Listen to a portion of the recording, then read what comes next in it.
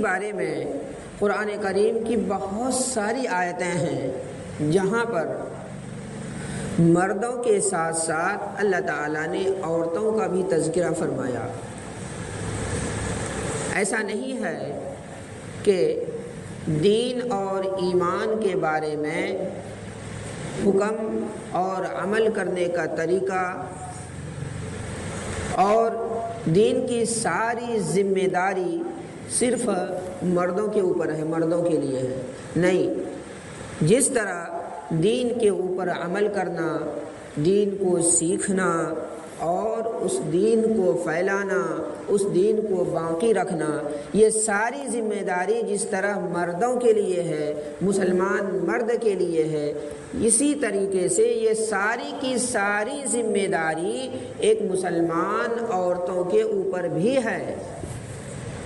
ان کی بھی ذمہ داری ہے کہ وہ دین کو سیکھے، دین کا علم حاصل کرے، دین کے علم کو عام کرے، لوگوں میں پھیلائے اور پھر اس دین اور ایمان کے علم کو باقی رکھنے کی کوشش کرے۔ سلف صالحین، بزرگان دین اور صحابہ کرام کی زندگی کو اگر ہم اٹھا کر کے دیکھیں تو ان کی زندگی میں جتنا مردوں کا حصہ تھا دین کی اشاعت میں، اتنا شایان شان عورتوں کا بھی حصہ ہوا کرتا تھا دین کے پھیلانے اور دین کے سیکھنے میں۔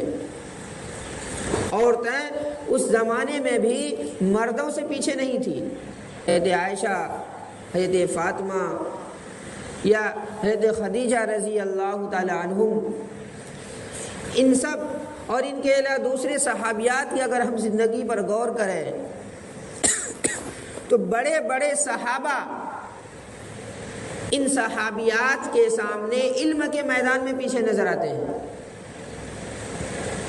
ایسے ایسے مسائل، دقیق مسائل کہ جن مسائل کو عام آدمی معلوم نہیں کر سکتا، عام صحابہ کو معلوم نہیں ہے، لیکن ان صحابیات کو ان مسائل کا علم ہے۔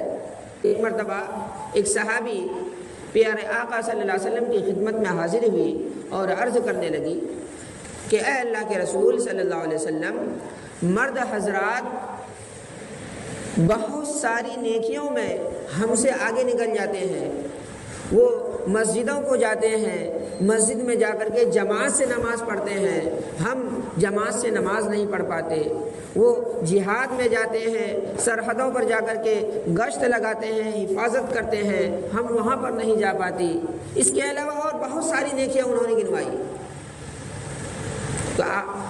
تو پیارے آقا صلی اللہ علیہ وسلم نے فرمایا تم نے بہت اچھا سوال کیا۔ پھر آگے سے جواب ارشاد فرمایا کہ جو عورتیں اپنے بچوں کے لیے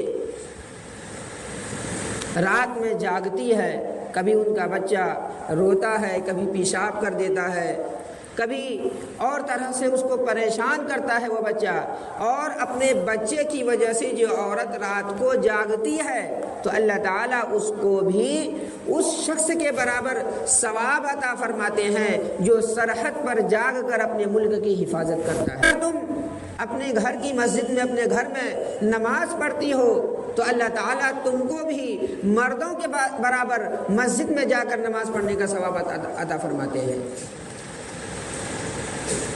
اگر تم صاف صفائی کرتی ہو، گھر کا کام کاج کرتی ہو، گھروں میں جھاڑو پوچھا لگاتی ہو تو اللہ تعالیٰ تم کو بھی اس عمل کے اوپر اپنے گھر کی صفائی کا اجر دیتے ہیں۔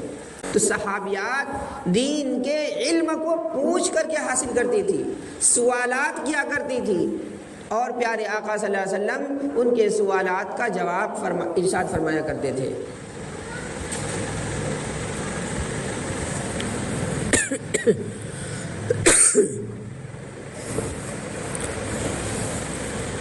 کل قیامت کے دن جب جنتی حضرات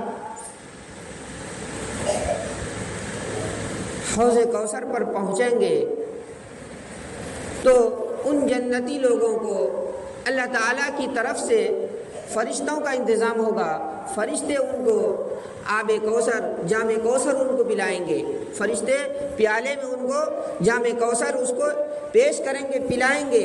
لیکن جب اس امت کی عالمہ عورتیں، حافظہ عورتیں اور عالم مرد جب یہ حوض کوثر پر آئیں گے تو ان کو فرشتے جام نہیں پلائیں گے، بلکہ ان عورتوں کو، ان مردوں کو، یعنی جو عالم ہیں، عالمہ ہے، ان کو پیارے آقا صلی اللہ علیہ وسلم ان کے علم کی وجہ سے عزت کے طور پر، حوصلہ افزائی کے طور پر پیارے آقا صلی اللہ علیہ وسلم اپنے دست مبارک سے ان کو جام کوثر عطا فرمائیں گے۔ کیا اعجاز ہے علم کا! اس لیے میرے عزیزو، علم کا حاصل کرنا جس طرح ہمارے لیے ضروری ہے، اسی طریقے سے علم کا حاصل کرنا ہماری ماؤں بہنوں کے لیے، عورتوں کے لیے یہ بھی ضروری ہے۔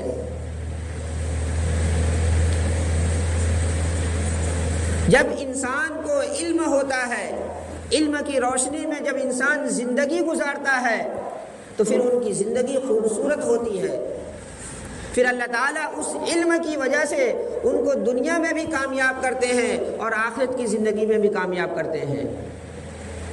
لیکن اگر علم نہیں ہوتا ہے تو پھر اس دنیا میں بھی اندھیرے میں رہتا ہے اور آخرت کی زندگی تو برباد ہوتی ہی ہے۔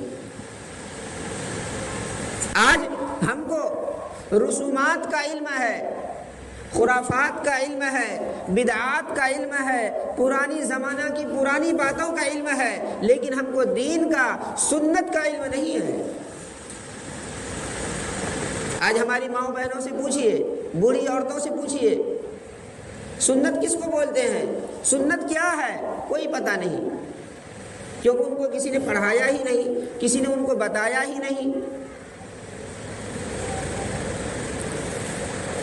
وضو میں کیا ہے، نماز میں کتنی سنتیں ہیں، غسل میں کتنے فرائض ہیں، جو دین کے موٹے موٹے ارکان ہیں، امور ہیں، یہ سب باتیں بھی الا ماشاء اللہ کسی ایک کو چھوڑ کر اکثر عورتیں، اکثر مائیں بہنیں ایسی ہیں جن کو معلوم ہی نہیں۔ اگر پوچھا جائے کہ تم کس مذہب کو پوچھتے ہو، تم کس مذہب کو مانتے ہو، تو ان کو یہ بھی پتہ نہیں کہ ان کے مذہب کا نام کیا ہے۔ اتنی لاپرواہی، علم سے اتنی دوری۔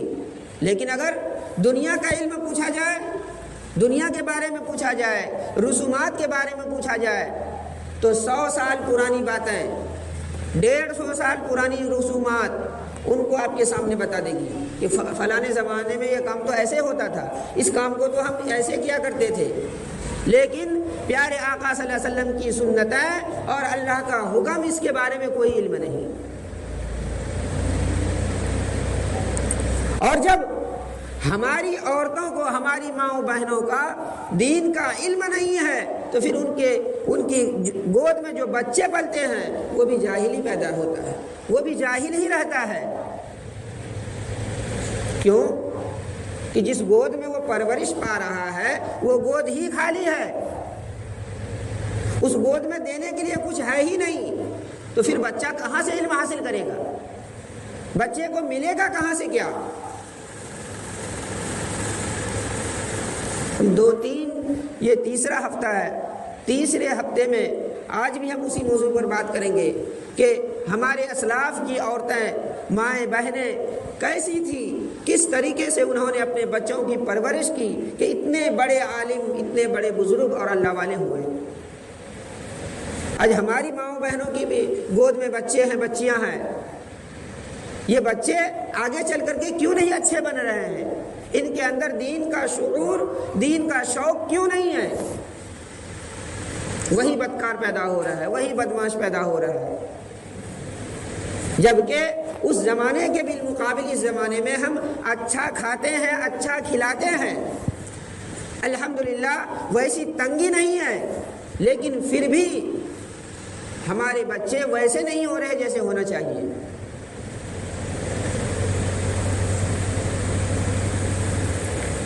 ہم نے بتلایا تھا کہ اس دنیا میں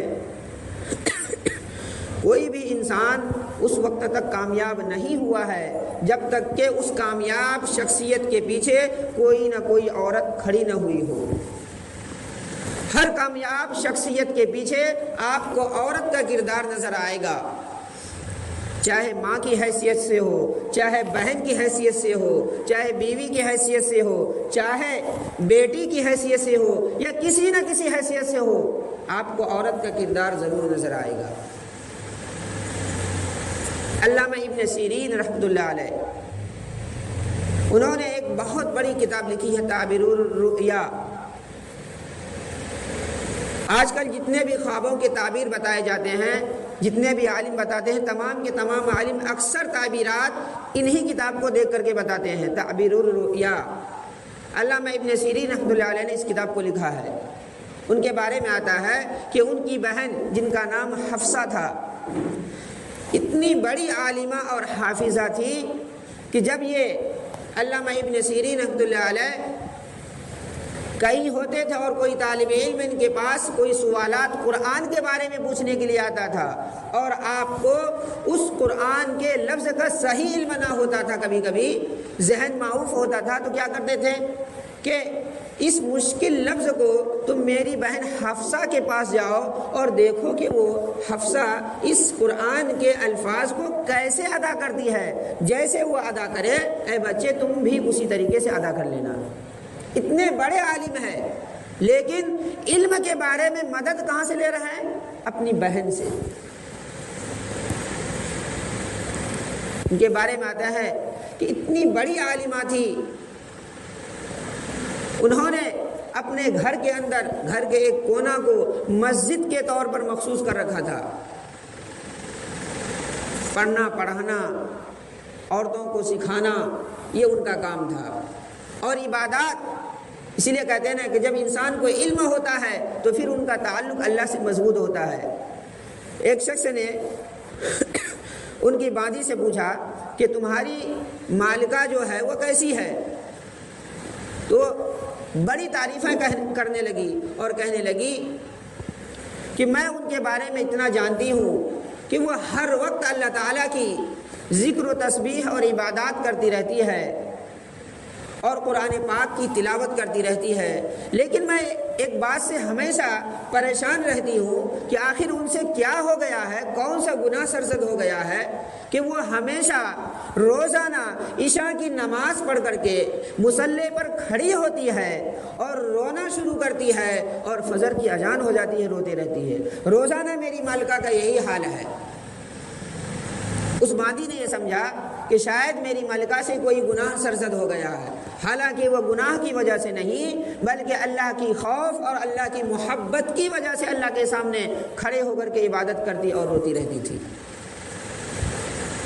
تو یہاں پر بھی آپ کو ایک کامیاب شخصیت کے پیچھے آپ کو ایک عورت کا کردار نظر آئے گا بحیثیت بہن کے۔ اسی طریقے سے خواجہ معین الدین چشتی اجمیری رحمۃ اللہ علیہ، ان کا بھی واقعہ بہت عجیب ہے۔ یہ بہت بڑے اللہ والے گزرے ہیں۔ انہوں نے ایک مرتبہ بنگال کا سفر کیا۔ ان کے بارے میں آتا ہے کہ جب سفر سے واپس آئے، اپنی والدہ سے انہوں نے ملاقات کی تو بہت خوش نظر آ رہے تھے۔ والدہ نے پوچھا کہ بیٹے آج تم بہت زیادہ خوش ہو، مسکرا رہے ہو، طبیعت بہت خوش ہے، آخر اس کی وجہ کیا ہے؟ تو معین الدین چشتی رحمۃ اللہ علیہ نے فرمایا کہ امی جان آج میں خوش کیوں نہ ہوں، آج کے اس سفر میں اللہ تعالیٰ نے میرے ہاتھ پر 7 لاکھ غیروں کو، ہندوؤں کو اسلام قبول کرنے کی توفیق عطا فرما دی، اور اس کے بعد پھر 70,000 مسلمانوں کو اللہ تعالیٰ نے میرے ہاتھ پر توبہ کروایا۔ امی جان میں اس عمل کی وجہ سے میں خوش ہوں کہ اللہ تعالیٰ نے مجھ سے دین کا کتنا بڑا کام لیا۔ تو امی مسکرانے لگی اور کہنے لگی بیٹا اس میں تمہارا کوئی کمال نہیں ہے۔ حضرت حیران کہ امی جان آپ یہ کیا کہہ رہی ہیں کہ اس میں میرا کوئی کمال نہیں ہے؟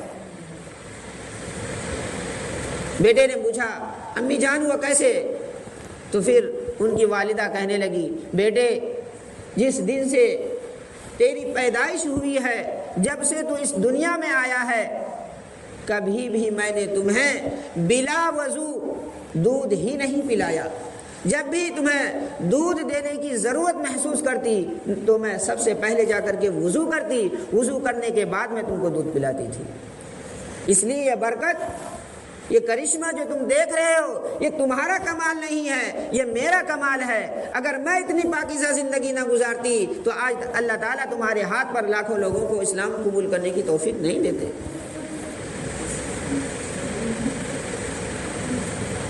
تو یہاں پر بھی آپ کو ایک کامیاب شخصیت کے پیچھے ان کی والدہ بحیثیت ماں کے نظر آئے گا آپ کو۔ حضرت خواجہ قطب الدین بختیار کاکی رحمۃ اللہ علیہ بہت بڑے بزرگ گزرے ہیں، ان کا مزار آج بھی قطب مینار کے قریب ہے، ان کی قبر ہے۔ ان کا پورا نام قطب الدین بختیار ہے۔ کاکی کا لفظ ایک واقعہ کی وجہ سے ان کے نام کے ساتھ جڑ گیا۔ کاکی ہندی میں روٹی کو بولتے ہیں۔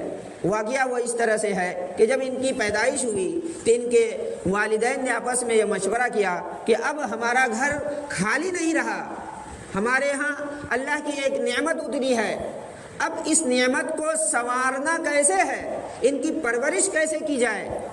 والدین نے آپس میں مشورہ کیا۔ ان کی ماں کہنے لگی اپنے شوہر سے کہ میرے دل میں ایک تجویز ہے، انشاءاللہ میں کل سے اس کے اوپر عمل شروع کروں گی۔ چنانچہ کل ہوا، بچہ مدرسہ پڑھنے کو گیا، اس کی والدہ روٹی بنائی اور روٹی کو پکا کر ایک الماری کے اندر لے جا کر کے چھپا دی۔ بچہ مدرسے سے پڑھ کر کے گھر آیا، بھوک لگی، امی سے روٹی کھانا مانگنے لگی کہ امی ناشتہ دو۔ تو ماں جو تھی وہ کہنے لگی کہ بیٹا دراصل بات یہ ہے کہ میں بھی اللہ کی بندی ہوں، مجھے بھی اللہ تعالیٰ کھانا کھلاتے ہیں، ہاں میں بھی اس کی بندی ہوں، میں بھی اسی اللہ کا محتاج ہوں۔ تو پھر بیٹا پوچھنے لگا کہ پھر میں کیا کروں امی جان؟ تو پھر امی سمجھانے لگی کہ بیٹا تم ایسا کرو، تم دیکھو وہاں پر مسلح ہوگا رکھا ہوا، مسلح کو لے کر کے آؤ۔ بیٹا مسلح لے کر کے آیا۔ امی کہنے لگی بیٹا اس کو کعبہ کی طرف اس کو بچھا دو، بچھا دیا گیا۔ پھر بیٹا پوچھنے لگا کہ امی اب میں کیا کروں؟ کہا کہ مسلح پر بیٹھو، قبلہ کی طرف منہ کر کے بیٹھو، اور جس طرح سے نماز میں دو جانوں بیٹھتے ہیں اس طریقے سے بیٹھو۔ بیٹا بیٹھ گیا۔ پھر بچہ پوچھنے لگا کہ امی اب میں کیا کروں، مجھے کھانا کیسے ملے گا؟ تو پھر امی کہنے لگی کہ بیٹے اب تم اللہ تعالیٰ کے سامنے عاجزی کے ساتھ دعا کرو، دعا کے لیے اپنے دونوں ہاتھ کو اٹھاؤ اور اللہ تعالیٰ سے کہو۔ یہ چھوٹا سا معصوم بچہ اپنے معصوم ہاتھ کو اللہ تعالیٰ کے سامنے اٹھاتا ہے اور کہتا ہے کہ اے اللہ میں بھوکا ہوں، میں مدرسے سے پڑھ کر کے آیا ہوں، میرے گھر میں روٹی نہیں ہے، اے اللہ تعالیٰ آپ میری امی کو کھلاتے ہیں، چرندوں کو، پرندوں کو، درندوں کو، ساری مخلوق کو آپ ہی کھلاتے ہیں، اے اللہ تعالیٰ میں بھی آپ کا بندہ ہوں، مجھے بھی کھانا دے دیجئے۔ بچہ دعا مانگنے لگا۔ دعا سے فارغ ہوا تو پھر امی سے پوچھنے لگا کہ امی اب میں کیا کروں؟ تو امی کہنے لگی کہ بیٹے گھر میں دیکھو، ڈھونڈو، تلاش کرو، کہیں تو اللہ تعالیٰ نے تمہارا رزق، تمہارا روزی بھیج دیا ہوگا۔ بچہ جو تھا وہ گھر میں گھومنے لگا، تلاش کرنے لگا، ڈھونڈتے ڈھونڈتے الماری کے اندر اس کو رکھا ہوا روٹی مل گیا، روٹی کھایا۔ اب تو اس کی والدہ کو اور بھی شوق پیدا ہو گیا کہ میں نے جو ترکیب سوچی تھی وہ ترکیب کارگر ہو گیا ہے۔ اب وہ بچہ روزانہ اللہ تعالیٰ کے بارے میں پیاری پیاری باتیں پوچھتا، کبھی پوچھتا کہ اللہ تعالیٰ کیسے ہیں، اللہ تعالیٰ کتنے بڑے ہیں، اللہ تعالیٰ ہم کو کیوں روزی دیتے ہیں۔ پھر امی کہتی کہ میرے بیٹے ہم اللہ کے بندے ہیں، اللہ کی بندی ہیں، اللہ تعالیٰ اپنے بندوں سے پیار کرتے ہیں اسی لیے روزی دیتے ہیں، اللہ کے ہاتھ میں ساری قدرت ہے، یعنی طرح طرح کے سوالات اللہ کے بارے میں پوچھتا۔ اور جب بچہ اپنی والدہ سے اللہ کے بارے میں جانکاری حاصل کرتا تو والدہ خوش ہوتی کہ اب میرے بچے کے دل میں اللہ کی محبت آ رہی ہے، اللہ کے بارے میں پوچھ رہا ہے میرا بچہ، بہت خوش ہوتی۔ کئی دن ایسے چلتا رہا۔ ایک مرتبہ ایک تقریب میں جانا ہوا، اور جب تقریب میں جا کر کے انہوں نے شرکت کری تو واپس آنے میں لیٹ ہو گئی۔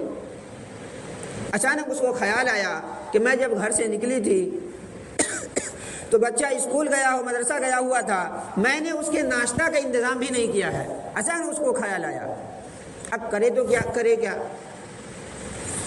فوراً تقریبات کو وہیں پر چھوڑ دی، برقع لیا، جو بھی ساز و سامان تھا اس کو ساتھ میں لے کر کے فوراً روتے ہوئے چل دی، اور راستے میں دعا کرتے ہوئے آ رہی ہے، اے اللہ تعالیٰ میں نے ایک ترکیب سوچی تھی اپنے بچے کی تربیت کے لیے، اے اللہ تعالیٰ اس ترکیب کی لاج رکھ لینا، اے اللہ تعالیٰ اس کی حفاظت فرما دینا، میرے بچے کا کہیں یقین نہ ٹوٹ جائے۔ روتی ہوئی آ رہی ہے، ایک دم پریشان ہو کر جب گھر پہنچی تو دیکھا کہ بیٹا گھر کے اندر سو رہا ہے۔ فوراً ان کی والدہ جو ہے ناشتہ تیار کری، روٹی پکائی، اور پکانے کے بعد پھر اس کو اسی طریقے سے الماری کے اندر لے جا کر کے رکھ دیا، اور بچے کے پاس آ کر کے بچے کے گال کا بوسہ لیا، اس کو چوما اور اس کو پیار سے جگایا اور اس کو گود میں لیا، اور پوچھنے لگی بیٹا تمہیں بھوک نہیں لگی ہے؟ تو بیٹا کہنے لگا امی جان نہیں ایسا تو نہیں، مجھے کوئی بھوک نہیں لگی ہے۔ کہا تم نے ناشتہ کیا؟ کہا ہاں امی جان میں نے تو ناشتہ کر لیا۔ کہا وہ کیسے؟ تو پھر بیٹا کہنے لگا کہ امی جان جب میں پڑھ کر کے گھر پہ آیا تو میں نے ادھر ادھر نظر دوڑایا تو میری نظر آپ کے اوپر نہ پڑی، میں نے سوچا کہ شاید امی کہیں گئی ہوگی، تو مجھے زور سے بھوک لگی ہوئی تھی، تو جیسے آپ نے مجھے سکھایا تھا بتلایا تھا ویسے ہی میں نے وضو کیا، مصلی بچھایا اور مصلی پر بیٹھ کر کے اللہ تعالیٰ کے سامنے دعا کرنے لگا۔ میں نے خوب رویا اور اللہ تعالیٰ سے کہا کہ اللہ تعالیٰ آج تو میرے گھر پر امی بھی نہیں ہے، مجھے کھانا کا انتظام کیسے ہوگا، کھانا کہاں سے ملے گا؟ میں اللہ تعالیٰ سے بہت رو رو کر کے مانگا، اور مانگنے کے بعد مصلی کو سمیٹ کر کے رکھ دیا، اور میں جس طریقے سے آپ نے بتلایا تھا اسی طریقے سے میں نے گھر میں روٹی کو جب تلاش کیا تو مجھے ایک جگہ روٹی پڑی ہوئی مل گئی، میں نے وہ روٹی اٹھا کر کے کھا لیا۔ امی جان لیکن آج میں نے جو روٹی کھائی ہے وہ روٹی اتنی لذیذ تھی، کتنی لذیذ روٹی میں نے اس سے پہلے کبھی نہیں کھائی۔ پھر اس کے بعد اس کی والدہ نے اللہ کا شکر ادا کیا کہ اللہ تعالیٰ نے میری غیر موجودگی میں میرے بیٹے کا یقین کو سنبھال لیا، اس کا یقین کو ٹوٹنے نہیں دیا۔ اب دیکھیے یہی قطب الدین بختیار کاکی رحمۃ اللہ علیہ آگے چل کر کے اتنے بڑے بزرگ بنے کہ لاکھوں کروڑوں لوگوں کے لیے ہدایت کا ذریعہ بنے، یہاں تک کہ مغل بادشاہوں کے شیخ اور استاذ بنے۔ تو میرے عزیزو کوئی انسان اس دنیا میں خود سے کامیاب نہیں ہوتا، اس کے پیچھے آپ کو کسی نہ کسی عورت کا کردار نظر آئے گا۔ اس لیے میرے عزیزو ہم میں سے ہر شخص کو ضروری ہے کہ ہم جتنا بھی علم سیکھیں اس علم کو سیکھنے کے بعد اس میں سے کم کچھ نہ کچھ حصہ اپنی والدہ کو، اپنی بہن کو، اپنی بیٹی کو، اپنی بیوی کو ضرور سکھائیں۔ وہ بیچاری گونگی بہری ہے، وہ گھر سے کہیں نہیں جاتی، اس کو بتائے گا کون، سکھائے گا کون؟ ان کو بتانے والے سکھانے والے ہم ہی ہیں۔ اگر ہم ہی ان کو جاہل رکھیں گے تو پھر ہماری اولادیں یہ پوری کی پوری جاہل ہی رہے گی، ان کو سکھائے گا کون؟